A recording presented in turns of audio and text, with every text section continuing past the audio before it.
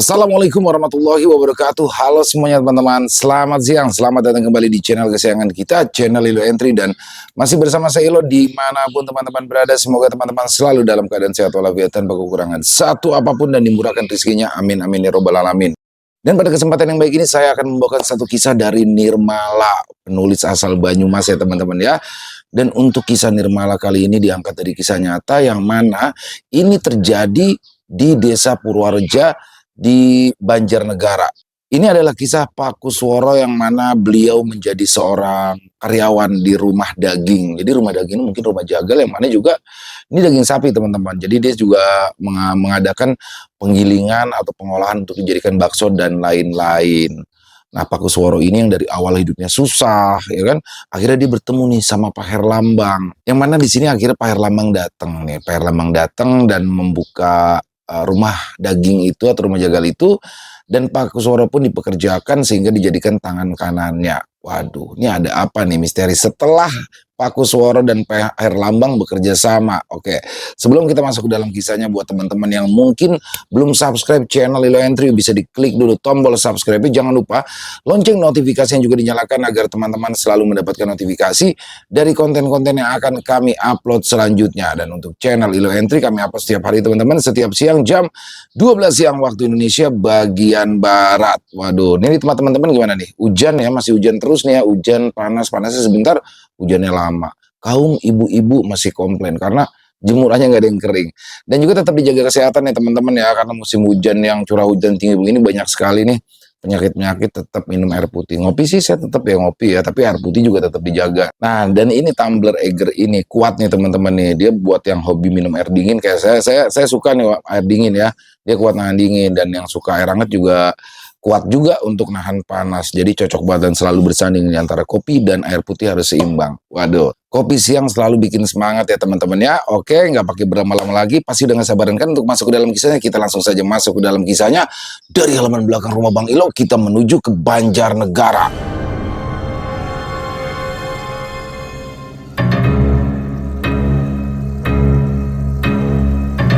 Rumah daging Pak Herlambang.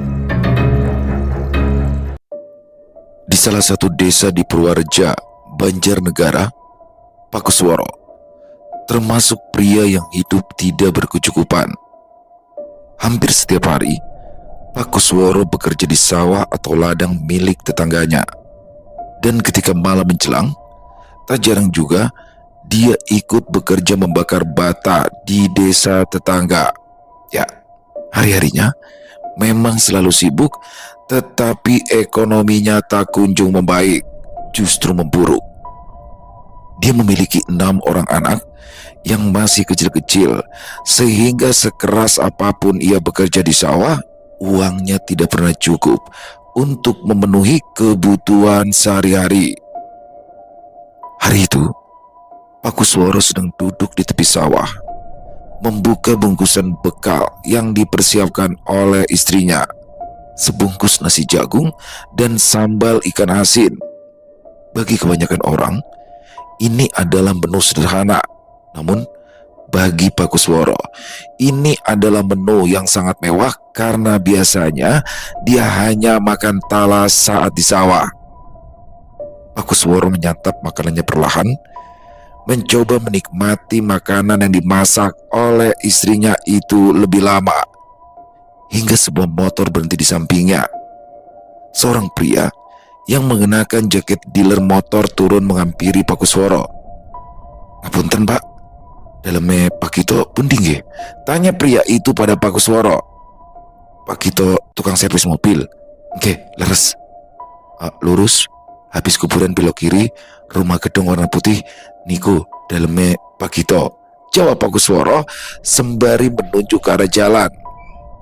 "Nggih, matur nuwun sangat nggih Pak," ucap pria berjaket hitam itu. "Nggih, sami-sami Pak," jawab Pak Kusworo santai.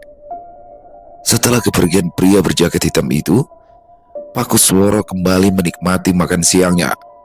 Setelah itu, dia kembali turun ke sawah dan lanjut mencangkul. Ketika dia baru melakukan beberapa cangkulan, seorang anak yang usianya mungkin sekitar 10 tahunan berlari menuju sawah. "Bapak, Mama, di rumah muntah-muntah, banyak banget," teriak anak itu panik. Pak Kusworo menoleh. Ya, itu adalah Danang, anaknya yang nomor 2. Mendengar itu, Pak Kusworo langsung menepi. "Kenapa, Nang?" "Tadi katanya Mama pusing, terus muntah-muntah banyak." "Udah lama apa belum, Nang?" "Belum, itu Mbak Muti lagi ngerokin Mama tapi minta aku manggilin Bapak." "Ya sudah, ayo pulang," ucap Pak Kusworo cepat. Pekerjaan memang penting, tapi keluarganya jauh lebih penting.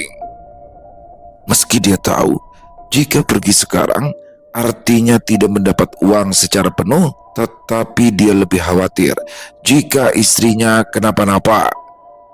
Pasangan ayah dan anak itu lantas tergopoh-gopoh meninggalkan sawah menuju rumah mereka yang berada sekitar 1 kilo dari sawah itu. Sebuah rumah kayu yang sederhana tapi terawat. Begitu sampai di rumahnya, Pak Kusworo melihat istrinya terbaring lemas di kursi panjang. Hatinya sesak seketika. "Kamu kenapa, Mak? Apa yang dirasa?" "Pusing, Pak. Lemas." "Udah makan?" tanya Pak Kusworo. Bu Sasmi menggeleng. "Kenapa belum makan, Mak?" tanya Pak Kusworo lagi, tetapi istrinya tidak menjawab. "Nasinya habis, Pak," jawab Mutia yang duduk sembari mengasuh adiknya yang paling kecil. Dek, perasaan bersalah segera menyelimuti hati Pak Kusworo. Bagaimana mungkin dia bisa makan sampai kenyang di sawah sementara istrinya menahan lapar seorang diri di rumah? "Sebentar ya, Pak, Bapak nyari makan dulu." Pak Kusworo keluar dari rumah menuju warung Butarmi yang berada di mulut gang. Meskipun malu, tetapi dia memberanikan diri daripada istrinya kelaparan. Ternyata ada beberapa orang juga di warung Butarmi yang membuat Pak Kusworo menunggu hingga semua orang itu pergi karena sungkan. "Mau beli apa, Pak Kus?" tanya Butarmi sang pemilik warung. Ini Bu, saya mau utang, Bu, bukan beli. Besok uangnya saya ganti." Gimana ya, Pak Kus? Hutang yang kemarin kan juga masih banyak." "Butarmi, tolong, Bu, istri saya sakit. Saya belum dapat upah dari sawah. Nanti begitu dapat uang, saya langsung bayar utang-utang saya." "Pak Gus, Hiroshima itu hancur karena bom. Warung itu hancur karena bom. Kalau banyak orang yang tiap hari kasbon, lah saya muter modalnya dari mana?" Pak Kusworo menduduk malu. Selama ini, dia tidak pernah pergi ke warung istrinya yang setiap hari berbelanja. Tak terbayang betapa malunya sang istri yang pastinya sering mendapat perlakuan seperti ini. Sebuah sepeda motor berhenti di warung Butarmi. Pria dengan jaket hitam turun dan masuk ke warung. "Bu, sampurna kreteknya 1 ya," ucap pria tersebut. Pak Kusworo yang masih menunduk tak melihat sosok pria berjaket itu hingga pria tersebut menyapanya terlebih dahulu. "Loh, jenengan yang tadi di sawah ya, Pak?" Pak Kusworo terkejut mendengar suara yang sedikit familiar di telinganya. Dia mendongak dan melihat pria dengan jaket hitam yang tadi bertanya rumah Pak Gito. "Enggak, Pak. Mau beli apa, Pak?" Enggak, Pak. Ini enggak beli, Pak. Pak Kus itu mau utang makanan. Katanya nggak bisa beli makanan buat istrinya yang lagi sakit." Gitu ya. Bu, siapin beras 5 kilo, telur 1 kilo sama minyak yang 2 liter 1 ya. Gula teh yang besar sama jajanan anak-anak. Butarmi terkejut, tetapi langsung menyiapkan semuanya. Ketika Butarmi sedang menyiapkan pesanan, pria itu mengajak Pak Kusworo bicara. "Saya Lambang, Pak." "Saya Kusworo, Pak Lambang." "Ya, tadi itu saya udah muter-muter nyariin rumah Pak Gito, tapi nggak ketemu-ketemu. Untung aja ada jenengan yang ngasih tahu." Gitu ya. Tadi saya juga lihat jenengan lewat bolak-balik." "Ya, jadi saya itu mau beli rumahnya Pak Gito. Sudah janji, tapi malah nggak nemu-nemu." "Pak Gito jual rumah?" "Iya, dia jual cepat terus murah. Kebetulan saya juga lagi nyari rumah. Kebetulan banget dapat rumah Pak Gito." "Syukurlah, rezekinya jenengan berarti, Pak," ucap Pak Kusworo. Butarmi keluar sembari membawa pesanan Pak Lambang. "Sama rokok jadi 150.000, Pak." Pak Herlambang mengangguk dan mengeluarkan uang dari dompet. Matur nuwun Bu, ucap Pak Herlambang ramah. Sami-sami Pak. Pak Herlambang menerima bungkusan plastik besar itu dan menyerahkannya ke Pak Kusworo. Pak Kus, saya tahu jenengan meski rikuh kalau nerima barang gratis. Anggap saja ini sebagai uang muka. Seminggu lagi saya mau pindah ke sini. Nah, saya butuh orang buat bongkar muat barang. Tolong diterima ya. Tapi Pak, jangan tapi-tapian. Ini anggap aja sebagai tanda jadi. Kasihan anak sama istri jenengan, ucap Pak Herlambang memaksa. Terima kasih Pak Herlambang. Oh ya, jenengan pindahnya hari apa? Hari Rabu. Nanti jenengan ke rumah Pak Gito sekitar jam 10-an aja ya. Gak apa-apa Pak. Oke Pak, siap. Pak Herlambang menarik selembar uang 100 ribuan dari dompetnya dan memberikannya pada Pak Kusworo. Apalagi ini Pak, ucap Pak Kusworo kebingungan. Istrinya dibawa ke dokter. Kalau istri sakit, kasihan anak-anak gak ada yang ngurus. Pak, jenengan kok baik banget Pak Herlambang. Kita kan baru hari ini ketemu. Saya yakin jenengan orang baik, bekerja keras, tanggung jawab sama keluarga. Saya dulu juga pernah susah, tahu rasanya kecempet, gak punya uang. Jadi anggap aja saya lagi nolong diri saya di masa lalu. Oke Pak, matur nuwun. Nanti saya hari Rabu ke rumah Pak Gito beres-beres ya. Ya. Kedua pria itu keluar dari warung Butami dan menuju tujuan masing-masing. Pak Kusworo pulang dengan air mata berlinang. Meski harga dirinya terluka karena ucapan Butarmi, tetapi setidaknya dia mendapat rezeki dari arah yang tak terduga.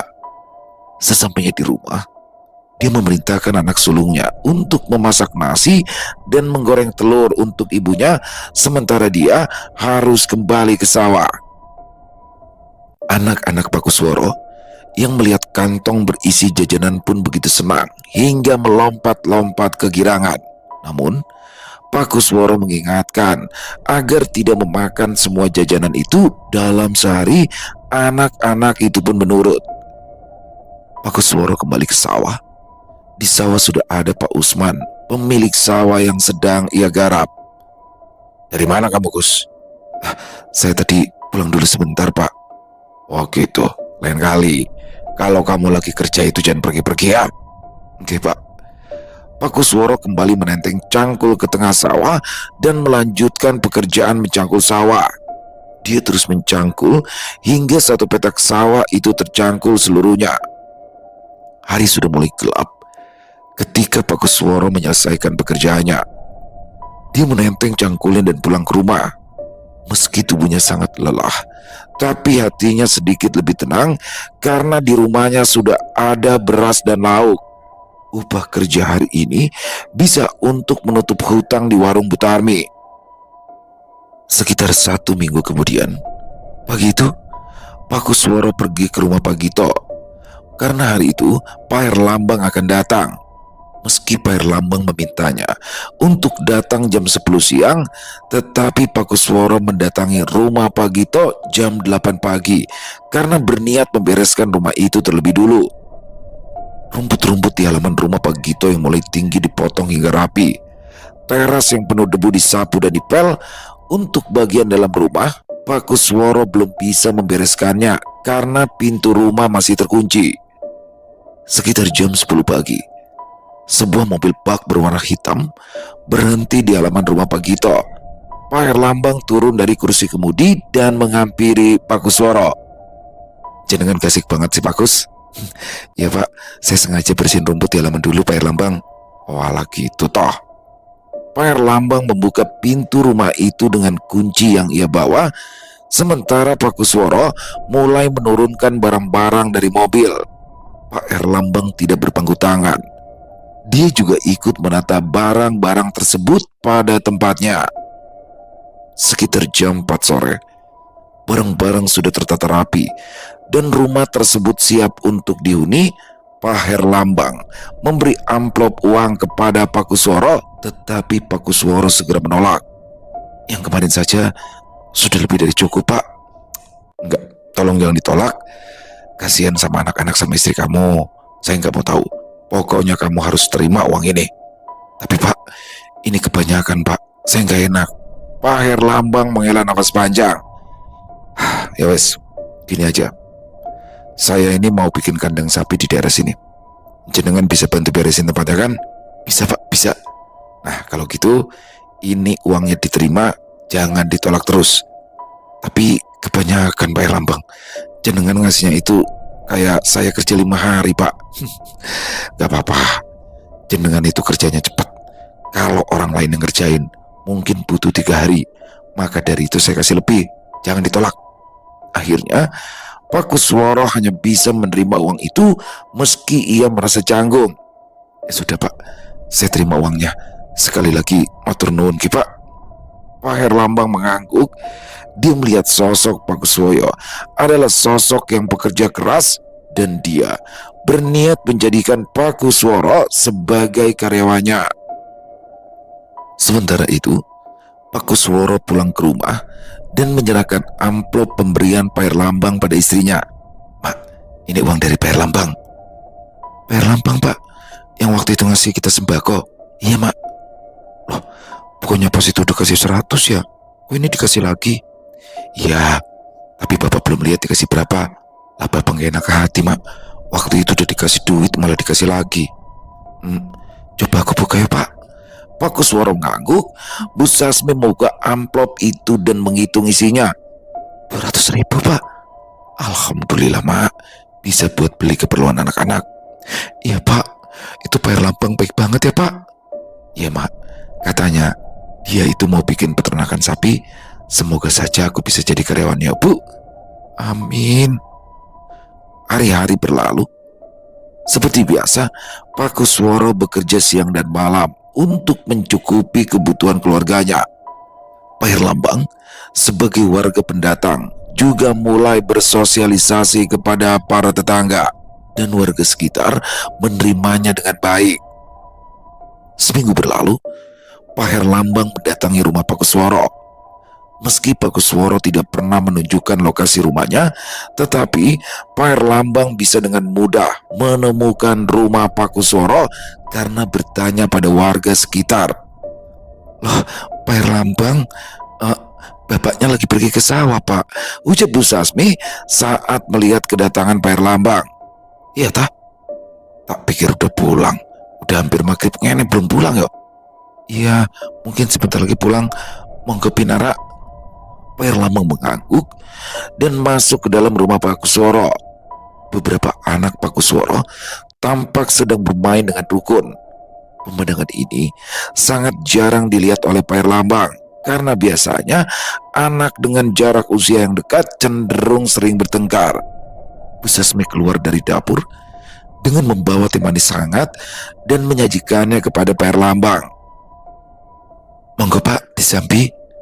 Pak Herlambang mengangguk dan mendekatkan gelas teh itu. Perhatiannya lebih fokus kepada anak-anak Pak Kusworo yang sedang bermain. Mereka tampak sangat akur satu sama lain, tidak ada yang berebut mainan dan lainnya. Melihat dari poin ini saja, Pak Herlambang tahu jika Pak Kusworo dan istrinya bukanlah orang yang suka menyelesaikan sesuatu dengan kekerasan. Karena anak yang melihat orang tuanya sering bertengkar cenderung memiliki trauma. Assalamualaikum.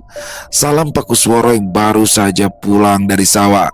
Waalaikumsalam, jawab Pak Herlambang dan lainnya bersamaan. Bapak pulang, Bapak pulang, teriak Faiz, anak Pak Kusworo yang paling kecil. Pak Kusworo tersenyum pada anak-anaknya dan baru menyadari jika ada tamu ketika dirinya masuk. Wah, ada Pak Herlambang ternyata. Iya Pak Kusworo. Sudah lama Pak? Belum lama kok. Sebentar, saya bersih-bersih dulu ya. Pak Herlambang mengangguk, sementara Pak Kusworo segera pergi ke sumur untuk mandi. Tak lama berselang, Pak Kusworo sudah kembali dengan wajah yang lebih segar. Pak Herlambang, kalau boleh tahu, ada apa ya? Jenengan datang ke gubuk saya, tanya Pak Kusworo yang kini duduk di hadapan Pak Herlambang. Jadi begini Pak Kusworo, saya ini kan mau bikin usaha perdagangan di sini. Dalam waktu dekat saya harus bangun kandang sama tempat pemotongan juga. Ada bisnis gilingan daging dan bakso juga. Nah, saya butuh orang yang paham daerah sini dan mau kerja keras. Saya rasa jenengan cocok untuk bantu saya. Kalau boleh tahu, jenengan itu butuh saya buat apa ya, Pak? Pertama tentu aja ngurus pembangunan kandang dan lain-lain. Nah, nanti begitu kandang jadi, saya butuh orang untuk ngurus pakan ternak dan lain-lain. Begitu. Kira-kira jenengan ada yang masih balita atau sudah sekolah semua ya? Sudah sekolah semua, Pak. Istri jenengan bisa kerja atau enggak? Oh, dulu waktu anak-anak masih kecil nggak kerja. Kalau sekarang kadang cuci gosok, tapi saya nggak bolehin kalau kerja setiap hari. Takutnya anak-anak nggak keurus. Oke, kalau gitu nanti kalau usaha gilingan baksonya udah jalan, bisalah istri jenengan kerja ngindil-ngindil bakso. Biasanya kalau hari biasa kan nggak begitu banyak yang harus digarap. Nah, kalau menjelang lebaran, apa ada pesanan hajatan baru banyak pesanan? Gimana? Kalau masalah ini nanti saya tanya istri saya dulu ya, Pak. Ya, dibicarakan dulu aja. Itu juga masih agak lama. Tapi kalau jenengan ya sekitar 5 hari lagi mulai kerja. Nah, kalau bisa jenengan gak usah kerja di sawah lagi kalau siang. Insya Allah saya gak sering libur. Jadi jenengan gak usah khawatir lagi masalah dapur. Oke, Pak, siap kalau begitu. Ya sudah, begitu saja Pak Kus. Sudah azan, saya pamit dulu ya. Ya, Pak Erlambang. Kedua pria itu saling berjabat tangan. Pak Erlambang keluar dari rumah Pak Kusworo dan menyalakan motornya sebelum pergi meninggalkan tempat itu. Sementara itu, begitu Pak Erlambang pergi dari rumahnya, Pak Kusworo mengajak istrinya berbicara. Kamu tadi dengar apa yang diomongin sama Pak Erlambang kan? Iya, Pak, aku mau. Soalnya kalau aku lihat-lihat, Pak Erlambang ini orangnya baik. Ya wes, besok kalau Bapak ketemu sama Pak Erlambang, bakal tak sampein ya. Ya, Pak. Hari-hari berlalu, Pak Kusworo mulai ikut bekerja bersama Pak Erlambang. Keduanya memang sepertinya ditakdirkan cocok untuk menjadi rekan kerja. Pak Kusworo tidak perhitungan soal tenaga, sementara Pak Erlambang tidak perhitungan soal uang. Dan hanya dalam hitungan bulan saja, bisnis daging milik Pak Erlambang mulai berjalan. Pak Kusworo dan istrinya bekerja bersama. Pak Kusworo di tempat pemotongan sapi, sementara Bu Sasmi di penggilingan bakso. Anak-anak Pak Erlambang yang masih kecil juga menjadi akrab dengan anak-anak Pak Kusworo. Sekitar 1 tahun sejak ikut bekerja dengan Pak Erlambang, ekonomi Pak Kusworo menjadi jauh lebih baik. Dia bisa mencukupi kebutuhan pokok anak-anaknya. Mutia, anak pertamanya yang nyaris putus sekolah karena keterbatasan biaya, juga bisa melanjutkan sekolahnya lagi. Kondisi mereka berubah 180 derajat hanya dalam 1 tahun saja. Dan itu tentu saja membuat orang-orang iri dengan Pak Kusworo. Bahkan berpikir jika Pak Kusworo menggunakan pengasihan. Namun seburuk apapun orang-orang menilainya, Pak Kusworo tetap santai. Dulu dia dihujat karena miskin, sekarang dia mulai bisa hidup dengan lebih leluasa pun tidak membuat orang-orang berhenti menghujatnya. Tahun demi tahun berlalu, Pak Kusworo tetap menjadi orang yang bekerja keras. Namun, karena rasa sakit di masa lalu dan uang yang kini tak lagi menjadi persoalan, membuat hati Pak Kusworo berubah. Dia memang tidak tampak berbeda, baik dari kerja keras atau etikanya dalam bekerja. Tetapi keserakahan mulai tumbuh di hatinya. Dia mulai merasa tidak puas dengan apa yang ia miliki sekarang. Dia ingin mendapatkan lebih banyak lagi. Orang-orang itu terus mengatakan ini dan itu. Lihat saja bagaimana Kusworo nantinya akan berjaya. Malam itu, Pak Kusworo pergi ke salah satu desa di Purwanegara.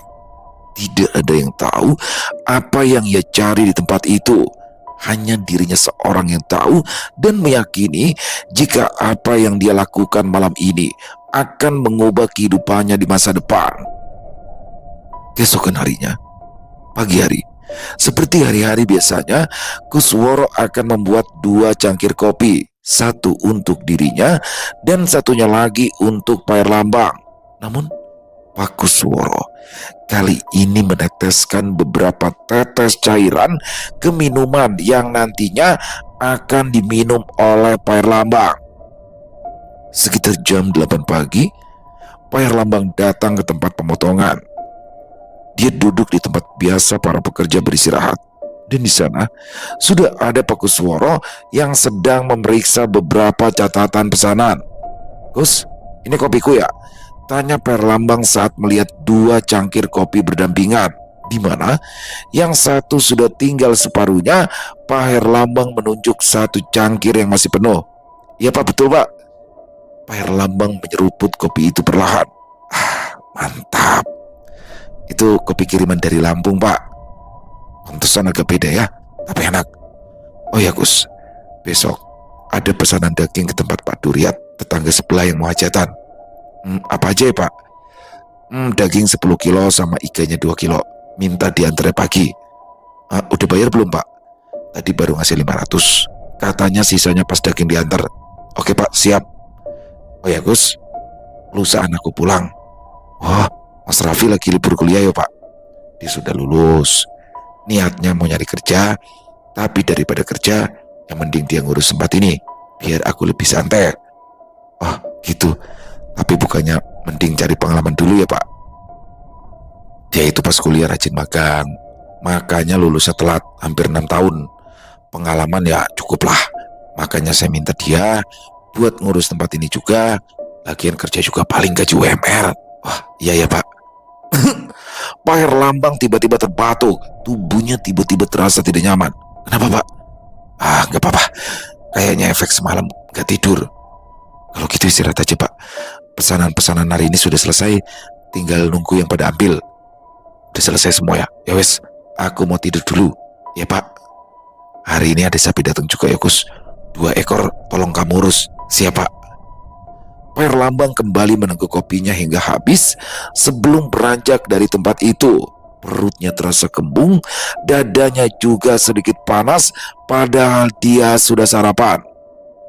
Pak Herlambang pulang untuk istirahat. Rumahnya berada cukup jauh dari lokasi pemotongan, sekitar 2 kilometer kurang lebih jauhnya. Setibanya di rumah, dia langsung merebahkan diri di sofa ruang tamu.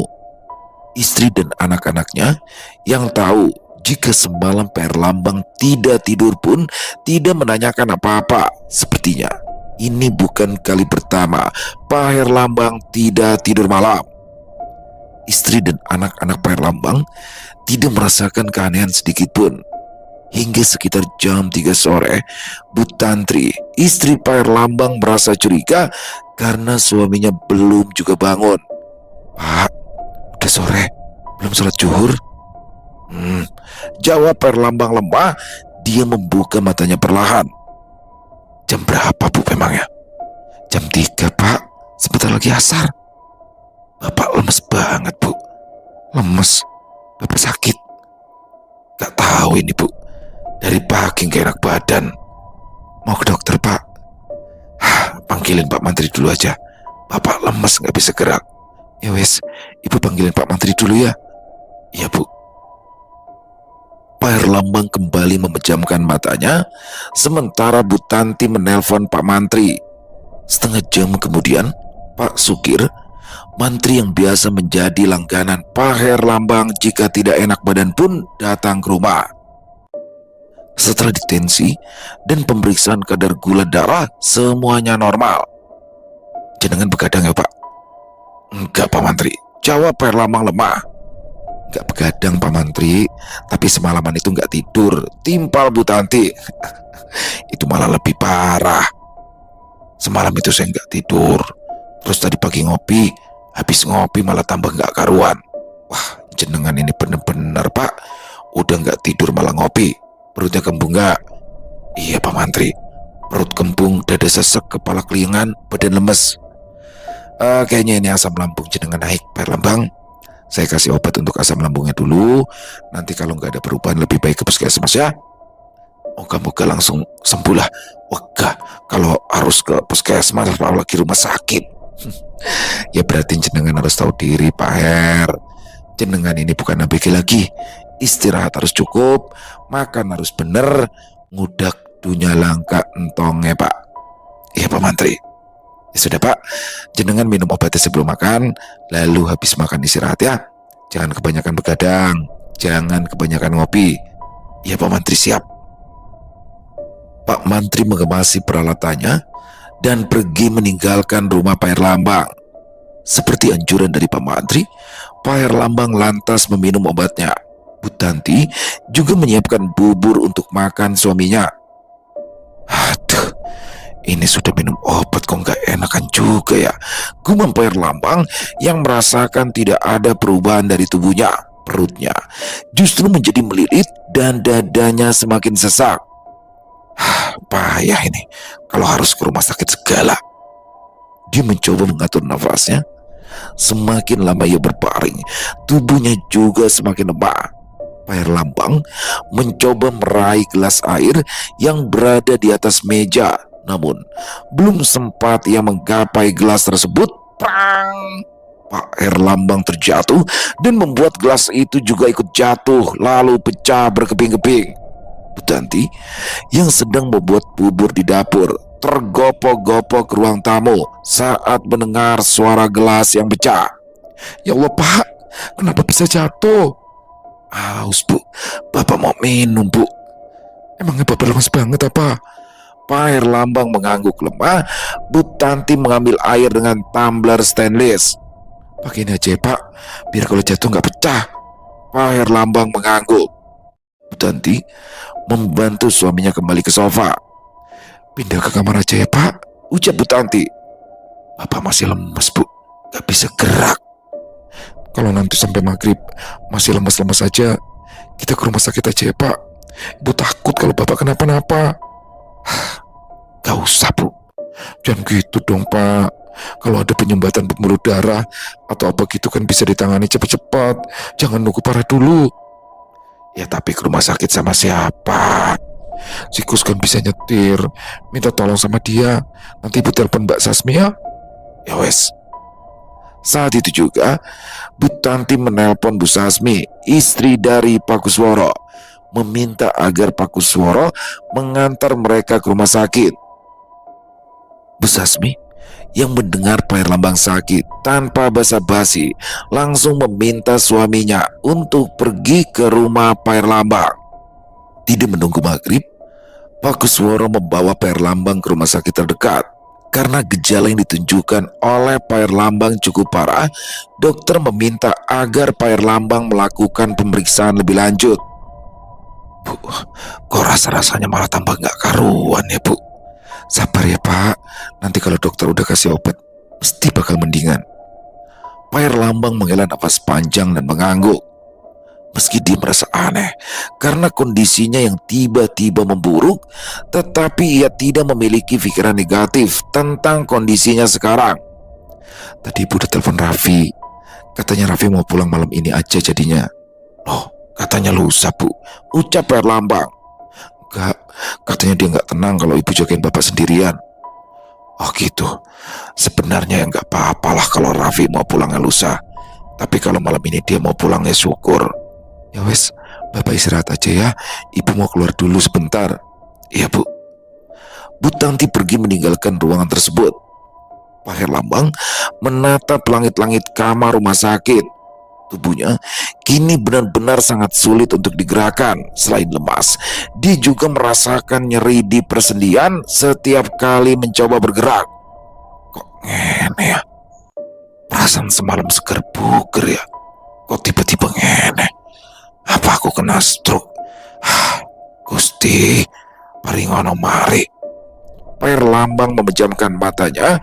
Istirahat mungkin adalah satu-satunya hal yang bisa dia lakukan sekarang. Keesokan paginya, Raffi, anak pertama Pak Herlambang yang selama ini tinggal di Bogor, sampai juga di rumah sakit. Wajah pemuda itu tampak lelah ketika sampai di rumah sakit. Kata dokter, bapak sakit apa Bu? Tanya Raffi begitu ia bertemu dengan Bu Tanti. Masih belum tahu Mas. Tekanan darahnya normal, kolesterol, asam urat segala macam juga normal. Bingung ibu tuh, Sebenarnya Bapak sakit apa? Hasil CT scan udah keluar belum, Bu? Belum. Katanya nanti sore baru keluar. Oh gitu ya, Bu. Aku pulang dulu ya, Bu. Aku ngantuk banget. Nanti sore aku balik lagi, nggak apa-apa ya? Iya, sama adik-adik kamu diliatin ya. Tanyain mereka udah makan atau belum. Ya, Bu. Raffi meninggalkan rumah sakit kemudian pulang. Kini hanya tersisa Bu Tanti saja yang menunggu Pak Herlambang. Di atas ranjang rumah sakit, Pak Herlambang begitu tidak berdaya. Sampai-sampai untuk urusan buang air pun dia harus menggunakan popok. Bu, panggil Pak Herlambang lemah. Ya Pak, tadi Bapak mimpi Bu. Bapak nyasar di hutan. Bapak coba pulang tapi nggak bisa. Terus, habis nggak bisa pulang di hutan Bapak ngapain lagi? Bapak jeglok ke kubangan Bu. Terus, pas Bapak melek udah di sini lagi. Syukurlah Bapak masih bisa pulang meskipun harus nyebur ke kubangan dulu. Bu, iya Pak, rasanya kok aneh ya. Aneh gimana tuh Pak? Aneh Bu, Bapak itu kan kemarin-kemarin masih sehat. Pak, mungkin ini cobaan dari Gusti Allah. Bapak kan dari muda kerja nggak ingat istirahat. Mungkin sekarang Gusti Allah nyuruh Bapak buat istirahat dulu. Tapi kok Bapak mikirnya lain ya Bu? Lain gimana tuh Pak? Kayaknya ada yang ngerjain Bapak Bu. Apa Bapak ngomong gitu sih? Ya soalnya sakit dadakan banget loh. Bapak ini bukan yang gak nerima sakit ini, tapi ya ini seperti terlalu tiba-tiba Bu. Semoga saja cuma firasat Bapak aja ya. Nanti sore hasil CT scan-nya keluar. Semoga ada hasilnya Pak, biar kita bisa tahu sakit Bapak itu apa. Amin. Sore itu, dokter membawa hasil CT scan Pak Herlambang. Anehnya, tidak ada diagnosa yang bisa disimpulkan dari hasil tersebut. Raffi yang melihat ada keanehan dalam hasil tersebut memutuskan untuk memindahkan Pak Herlambang ke Rumah Sakit Margono Soekarjo, Purwokerto. Di sana, rumah sakitnya lebih besar dan fasilitas juga lebih lengkap. Namun, saat melakukan pengobatan di sana pun tidak banyak hasil yang terlihat. Raffi tidak menyerah. Dia berniat membawa Pak Herlambang ke rumah sakit di Semarang atau di Jakarta. Tidak peduli rumah sakit negeri atau swasta, dia tidak ingin melihat kondisi ayahnya semakin memburuk. Namun Pak Herlambang menolak. Raffi, Bapak bukan orang sekaya itu. Harta Bapak memang kelihatan banyak. Tapi daripada buat ngobatin Bapak yang sudah tua ini, mending hartanya disimpan buat ancang-ancang kalau Bapak pergi, biar adik-adikmu tetap bisa kuliah. Enggak Pak, enggak bisa. Pokoknya Bapak harus sembuh. Raffi, Bapak sudah 60 lebih. Ya kalau ngikuti usianya Nabi Muhammad, umur Bapak enggak lama lagi. Kamu yang harus gantiin Bapak. Jaga adik-adik kamu ya. Apa yang Bapak kumpulin selama ini kelola baik-baik. Kamu ngerti kan?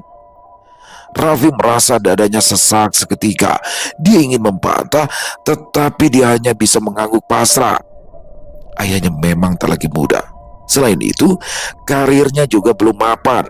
Dia tidak bisa menjamin jika dirinya menghabiskan seluruh harta untuk mengobati ayahnya, apakah dirinya sanggup membiayai adiknya atau tidak. Pak, maafin Raffi ya Pak. Raffi gak berdaya nolongin Bapak. Gak apa-apa Vi, kita sudah ikhtiar. Tapi Bapak mohon sama kamu ya, urus usaha ini baik-baik. Iya Pak, iya.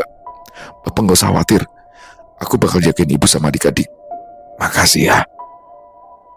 Setelah berdiskusi panjang dengan dokter, Pak Herlambang akhirnya diperbolehkan pulang.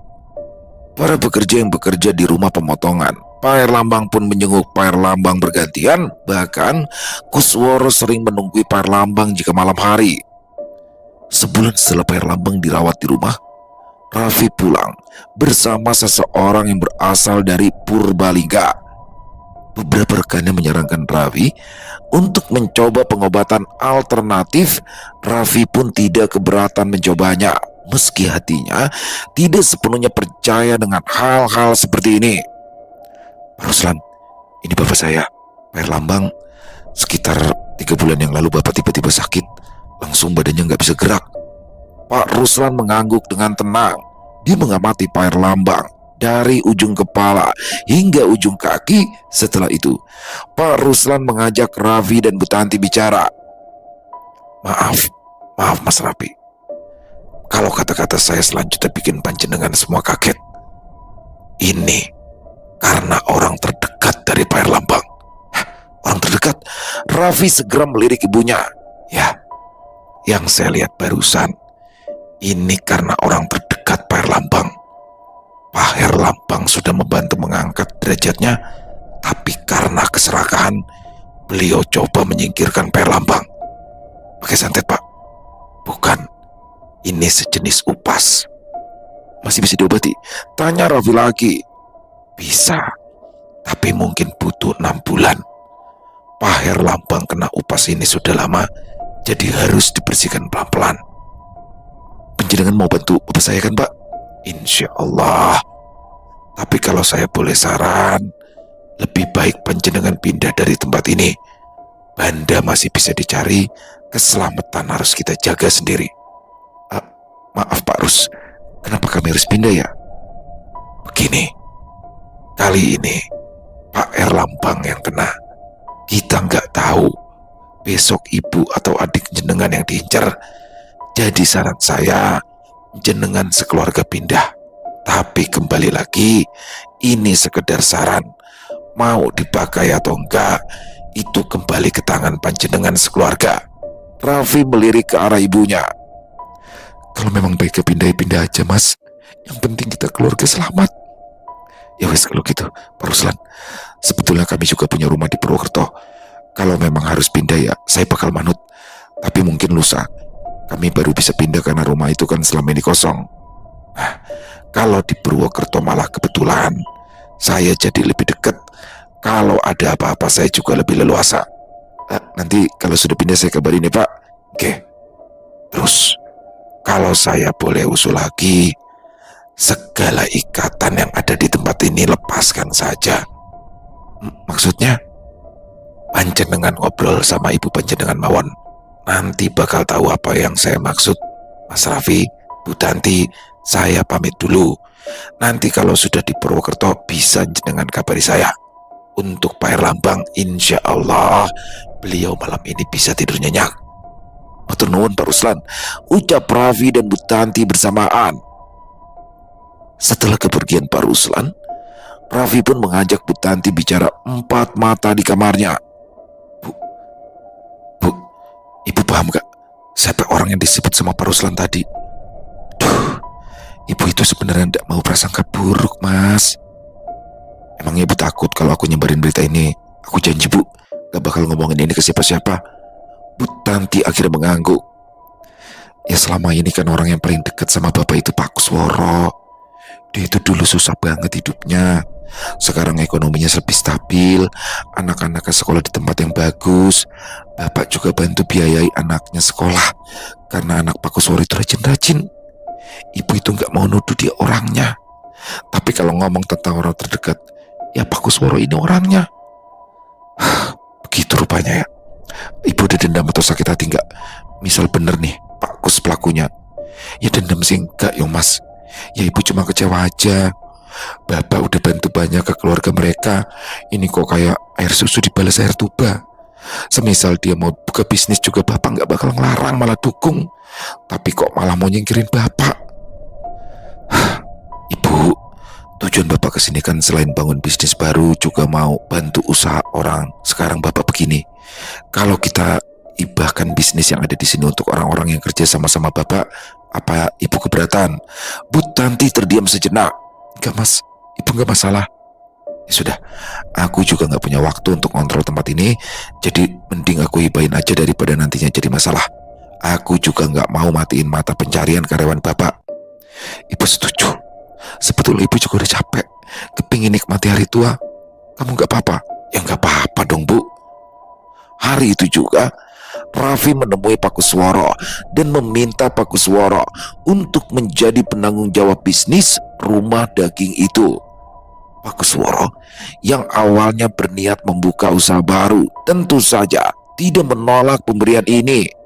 Dengan senang hati, dia menerimanya dengan hati gembira. Meski belum bisa membuka bisnis baru, setidaknya ia berhasil menyingkirkan Pak Herlambang. Keluarga Pak Herlambang pun akhirnya pindah ke Purwokerto. Pak Ruslan juga rutin mengunjungi Pak Herlambang untuk melakukan pengobatan. Bulan demi bulan berlalu dan kondisi Pak Herlambang menjadi lebih baik meskipun belum sepenuhnya sembuh. Sementara itu, rumah daging yang kini dikelola oleh Pak Kusworo mengalami kebangkrutan. Meskipun Pak Kusworo menguasai hal-hal tentang pengoperasian rumah daging itu, tetapi karena kurang pengalaman di bagian administrasi dan keuangan, membuat usaha tersebut pada akhirnya bangkrut. Kebangkrutan itu nyatanya membuat Pak Kusworo begitu tertekan hingga ia terkena stroke. Kini hidup Pak Kusworo seperti kembali seperti dulu lagi, kembali miskin. Sesuatu yang didapat dengan cara yang tidak baik tidak akan berkah. Selesai. Wow, luar biasa kisah dari Nirmala. Kusworo bener-bener nggak tahu diuntung. Tapi itulah manusia. Manusia itu begitu teman-teman. Jadi di awal diajak nih kerja ya kan, dari orang susah loh. Dari orang susah, bener-bener susah banget karena ya istrinya aja sampai sakit gara-gara nggak makan. Berarti kan dia dari pangan aja udah susah banget ya. Sampai datang Pak Herlambang, ditolong, diangkat, anak-anaknya bisa sekolah dengan layak, dibiayai segala macem.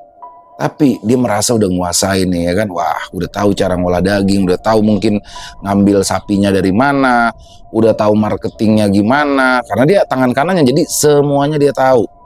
Nah di sini karena keserakahannya dia bahkan tega ya, memberikan upas. Nah upas ini teman-teman kalau yang saya tahu sejenis bisa ular ya atau racun lah ya ke minumannya Pak Herlambang sehingga Pak Herlambang sakit.